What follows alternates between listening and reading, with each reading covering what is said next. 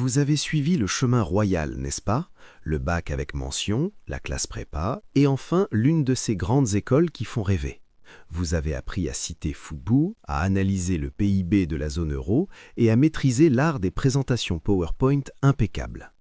La société française vous a promis le paradis des cadres supérieurs, une vie de prestige et de reconnaissance. Mais aujourd'hui, c'est lundi matin. Vous êtes serré comme une sardine dans la ligne 13 du métro, en route pour un bureau où votre intellect est gaspillé sur des tableaux Excel sans âme. Votre salaire est confortable selon les standards de l'État, mais après le loyer de votre studio minuscule et les charges qui s'accumulent, il ne reste qu'à peine de quoi s'offrir un café au lait hors de prix et l'illusion d'un statut. Pendant ce temps, Jean-Pierre, qui a à peine terminé son lycée technique, vient de gagner en une semaine à réparer des fuites ce que vous gagnez en un mois. Il n'a pas votre vocabulaire, mais il a sa maison de campagne en Bretagne, payée. Il n'a pas peur de se salir les mains de graisse, alors que vous avez peur de salir votre CV avec une expérience en dessous de votre niveau. La France vous a appris à être un théoricien brillant de votre propre pauvreté. Vous souffrez de paralysie cartésienne. Vous réfléchissez tellement avant d'agir que l'opportunité meurt d'ennui. L'excès d'analyse est le poison de la classe moyenne éduquée. Pendant que vous peaufinez votre business plan de 50 pages pour un food truck de crêpes, analysant chaque variable, chaque risque, le petit Kevin, lui, a déjà lancé son stand éphémère avec 3 ingrédients et une poêle. Il a fait des erreurs, oui, mais il a appris, corrigé et maintenant il a une file d'attente. Vous avez une belle présentation PowerPoint et un compte en banque vide. Ici, nous touchons une blessure culturelle française profonde, le mépris du travail manuel. Le rêve de la mère française est d'avoir un enfant docteur, un cadre, qui ne se salit pas les mains, qui reste au frais dans un bureau climatisé, qui donne des ordres mais ne fait pas. Ce conditionnement culturel est une encre de 100 tonnes au pied de l'intellectuel pauvre. Vous avez été éduqué à détester servir. Vous avez honte de vendre. Si vous perdez votre emploi demain, votre intelligence vous bloquera. Je suis ingénieur, je ne peux pas devenir livreur Deliveroo. Que vont penser mes amis? Vous préférez rester au chômage, brûler vos économies, envoyer des CV pour des postes qui n'existent pas, plutôt que de vous rabaisser. Parlons finance. Dès que l'intellectuel français obtient sa première promotion, il ressent un besoin irrépressible de signaler sa réussite.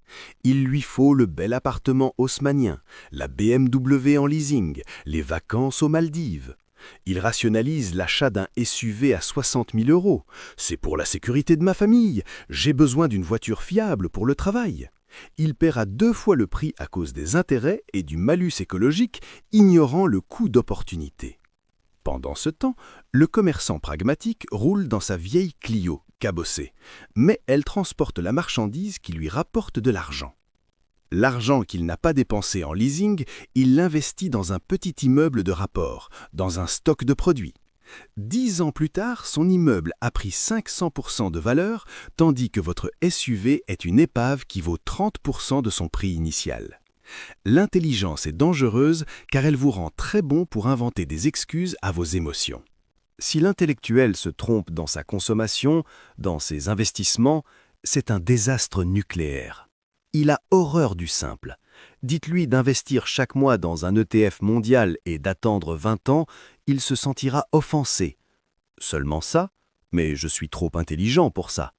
Il veut battre le marché, être le loup de la bourse de Paris.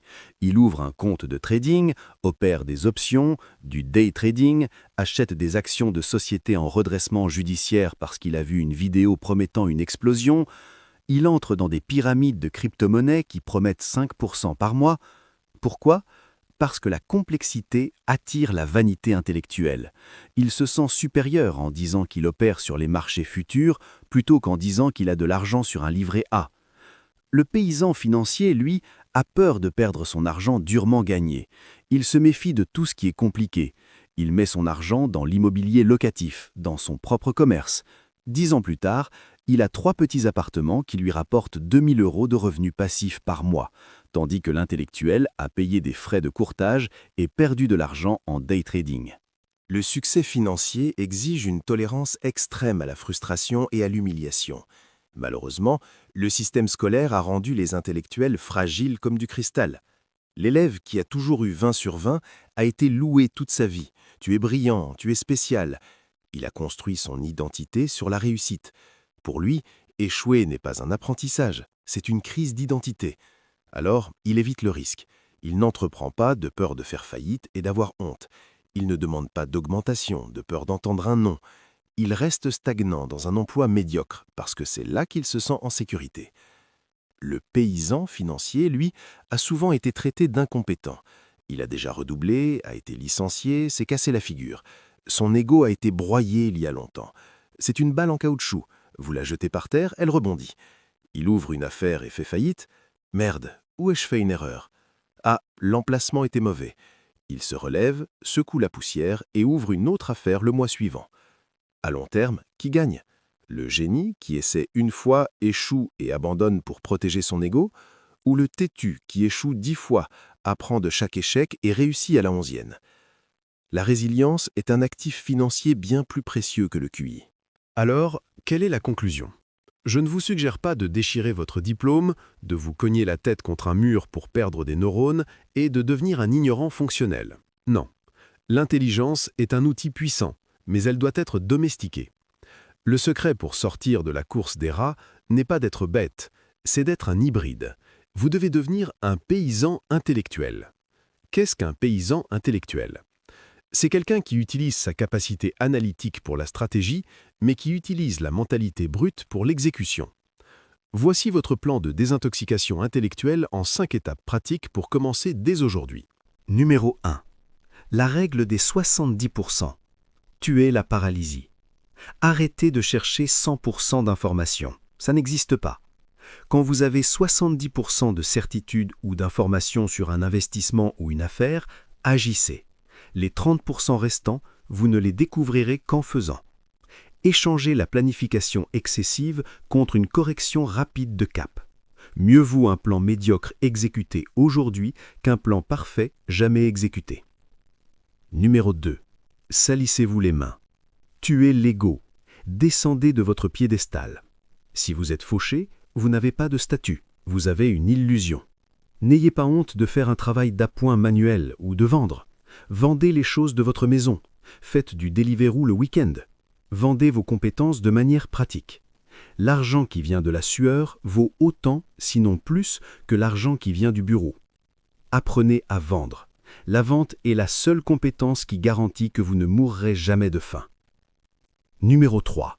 Simplifiez radicalement vos investissements. Arrêtez d'essayer d'être Warren Buffett, vous ne l'êtes pas. Acceptez que le riz et les haricots fonctionnent.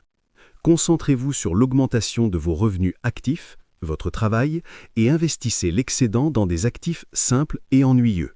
Fonds en euros, ETF mondiaux, immobilier locatif.